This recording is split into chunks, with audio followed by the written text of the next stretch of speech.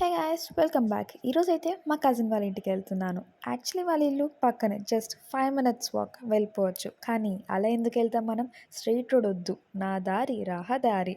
అందుకే అందుకే వర్షంలో కూడా బయటకు వచ్చేసాం. ఇంకా బయటకు వచ్చేసి నాకు తినకుండా ఉంటామా, అందుకే సూప్ తాగేశాను. చూడండి, రెయిన్ డ్రాప్స్ కెమెరా పైన కూడా పడుతున్నాయి, అయినా తిరిగాను.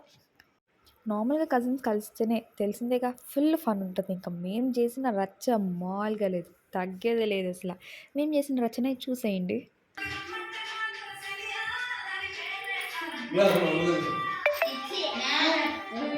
అలా స్లో సాంగ్ నుంచి స్టార్ట్ చేసి మేము చేసింది చూడండి.